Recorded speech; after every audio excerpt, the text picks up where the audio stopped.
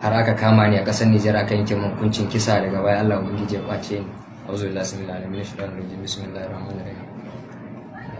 Yan uwa, sunana Suleiman Rabiu idan jihar Gombe ne. Ni ne na haɗu da iftila'i kwanaki wanda ta kai ga na je ƙasar Nijar, har aka kama ni a ƙasar Nijar aka yanke min hukuncin kisa, daga baya Allah ubangiji ya kwace ni na dawo Najeriya, da kuma haɗin bakin wasu daga cikin manyan 'yan ƙasan nan ta Najeriya. To insha Allah zan faɗi yadda abin ya kasance, sannan kuma in ambaci sunan kowaye nake da hannu a cikin lamarin. Kamar yadda na faɗa, ni ɗan Gombe ne. Akwai wani mai gidana ana ce mai Christopher Musa da aka mai promotion zuwa Chief of Defense Staff of Nigeria. To mai gidana ne, bayan an bashi wannan appointment din, na yanke shawaran bari na yi wani abu saboda na je na gan shi, tunda na san shi, na san kyawawan halaye irin nashi. Na gama tunanin ya zan yi na gan shi, na kirkiro bari in tafi daga Gombe zuwa Abuja da kafa saboda in je in gan shi. Na tashi daga Gombe na tafi Abuja ba da yawunsa ba da amincewan kowane uban gidana ba. Na tashi zuwa Gombe, daga Gombe zuwa Abuja na je na gan shi. Bayan na gan shi, ya yi maraba da ni, ya karbe ni, ya babbani kyaututtuka da sauransu. Na dawo Gombe. Bayan na koma Gombe, wasu mutane suka zo daga ɗaya ɗan Nijar ɗaya ɗan Najeriya suka zo Gombe suka same ni a Gombe. Sai suka ce mun suna buƙatar na yi irin wannan abun da na yi wa CG Musa, na yi irin wannan abun wa shugaban ƙasar Nijar, saboda shi ma wancan ɗin soja ne, ko babu komai solidarity da na yi wa wannan wancan suna buƙata na yi masa. Da ce to wannan nan ƙasa ta ce, ina da dalilai na da ya sa na je ni, kuma su suka sa na je na gan shi. To wancan ban san shi ba, ni da wani alaƙa ta kusa ko ta nesa, asali ma ban taɓa zuwa ba. Amma dai bari zan yi shawara. Muna wannan maganan da su, na zo na tafi Saudiya. Bayan na tafi Saudiya, na gaya musu cewa ina Saudiya, da suke tabbatar mun da cewa akwai wani protocol na Prime Minister su, shi ma yana Saudiyan din. Suka tura mai numba na, ya je ganni, muka haɗu da shi a Saudiya, muka haɗu a Madina. Ya ƙara jaddada mun wannan abu da suke bukata na yi, kuma hukumomin Nijar duka sun san da wannan bagani. Na ce to ba damuwa, amma sai daga baya na kira ambassador mu na Najeriya to Niger, na contacting din shi, na tabbatar mai da cewa ga abin da aka bukata na yi. Ya ce ba damuwa, bai da labari, amma bari in ya bincika zai gaya mu. Bayan na dawo daga Saudiya, muka yi magana da shi. Daga baya ya ce mun ya kira Minister of Defense namu, wato ministan tsaro Bello Matawalle, sun yi magana. Wannan abu ne wanda zai ƙara zumunci tsakanin Najeriya da Niger, na yi shi in dai har masu gidana sun amince, ba damuwa. To haka na muka sa rana na. Assalamu alaikum warahmatullah. Yan uwa, da fatan kun shurari wannan tattaccen makareci, shi kuma musan daga ina suka samu shi ba. To sai dai duk da kace sunan kawani ne Ibrahim, ma ni namanci. Abinda zan gaya maka shine, ko kai da kayo magana baka tsaya ka sa hankali ciki ba, ko kuma wanda ya sa kai wannan magana ya sa hankali ciki ba. Bari in fara da ƙasanmu Nijar. Tahiya daga wata jiha zuwa wata jiha saboda wani mutum, kusan mu Nijar wannan ba al'adam bace, wannan ragaita sai can Najeriya ake wannan tambada. Ga har da mawaki wani da yan filim, wani ya tashi daga wata jiha ya tai wurin su. Mu a Nijar ta yadda ake yi mai mahimmanci ce, ake yi ga shekara so ɗaya ake yin ta.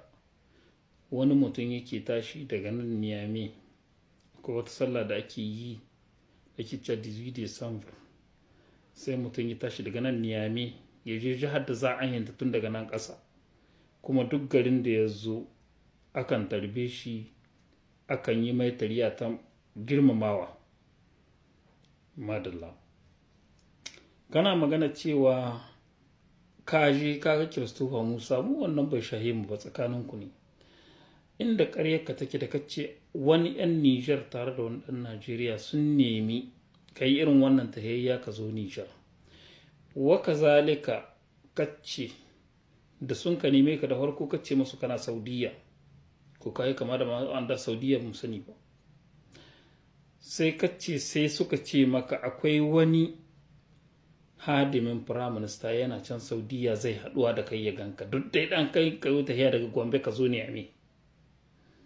Ka gan shi ka tuntuɓin abin ga me ake cewa ministan ku Matawalle, duk da magana kada ke dama akan shi Matawallan ne kuma shi kake son ka shawo makashin kaji, wannan can tsakanin ku ne yan Najeriya in ba shayin ba.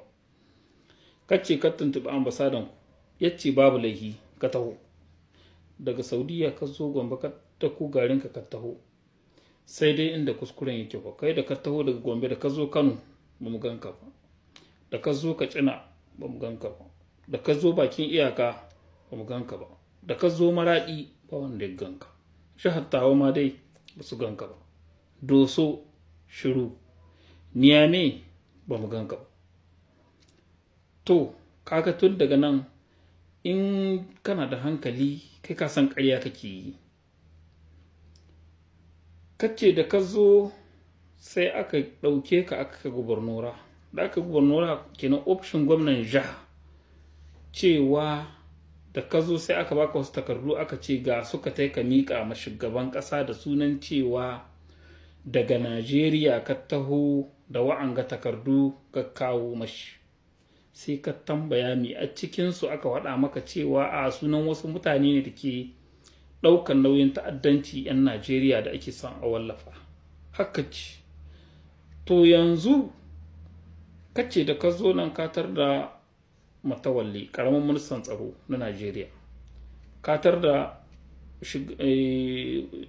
jakadanku na Najeriya da can gubernora. Ina gani kai baka da hankali. Ya kamata ka tuna cewa harkar da ta shahi ambasada ko harkokin waje ba gubernora ake yin ta ba. Ko da kuna kallon mu Nijar a matsayin maciyata, mu muna da tsari kamar kowace ƙasa. A da ministan harkokin waje ake irin wannan harkoki. Sai kace an zo gubernora aka baka takardu kace baka sa hannu. Aka ɗauke ka aka kai ka kace wurin wasu sojoji, aka kai ka can ana ta baka wahala kwana 5.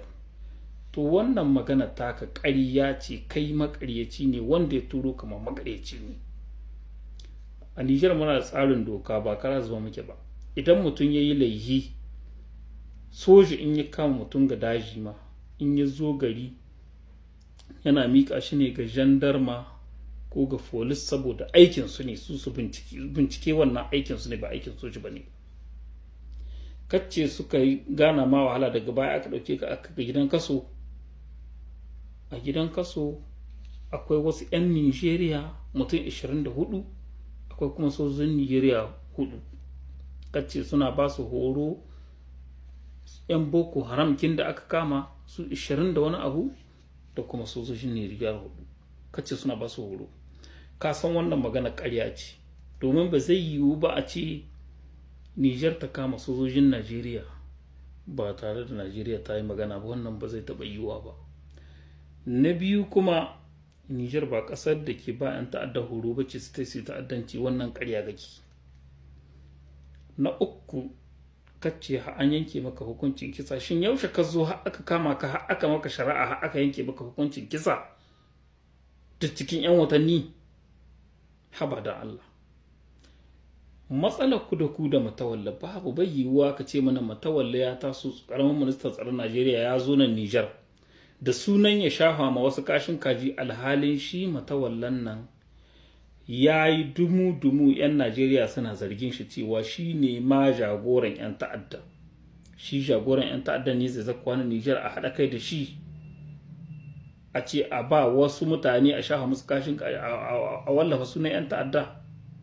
Ka ce takardu na gare ka, da ka zo yanzu aka kama ka, su waɗanda suke binciken na Nijar saboda ba su san yadda suke aikin su ba, suka baka da takardun da an ka baka, ko ƙarhi ne ka gwada musu ka kwace takardun ka da su, ka ce an kai kan iyaka, daga wari ko ka ce kai an kai ka cikin 'yan Najeriya, da baya ka dawo ka ce an maka takardar ko Somalia ko ina an saka cikin 'yan gudun hijira, kuma an kai ka iyakar Benin ka tsere. To a hannun ikon namu ka tsere ko a hannun ikon Najeriya? Sannan duk zaman da ka yi gidan kason da ka yi da wa'annan takardu kai su ga hannunka.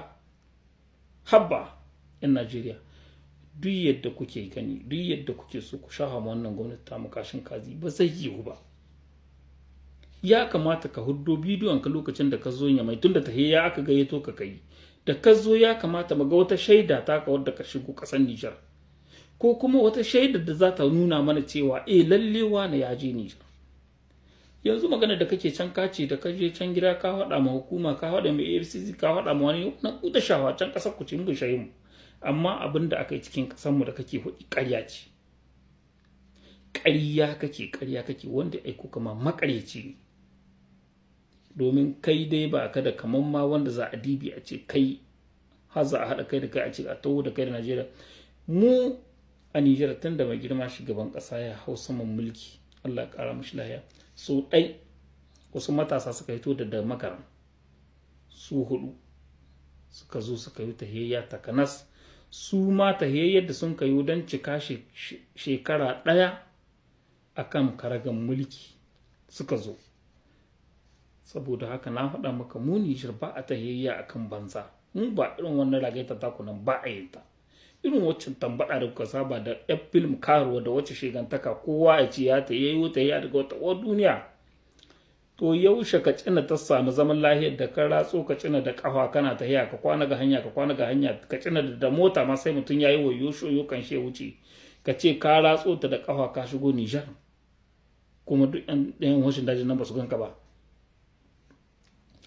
Ya kamata in mai faɗan magana wawa ne aka ce mai saurari ya hankali ya gane, kai tai can da tambaɗarka ragaita ku tai da ita can ƙasar ku.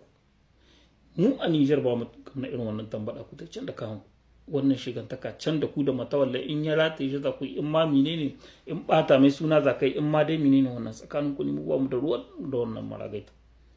Amma zancen ka ce gwamnatin mutum ne muka zo ƙarya kake, ina shaida ka hiddo ta ka ce yau ga shaida da mun ka ta yi Nijar, ga shaidan na shiga Nijar, ga shaidan wane ya tarbi ni, wane ya tarbi ni, wane ya tarbi ni, ƙarya kake. Allah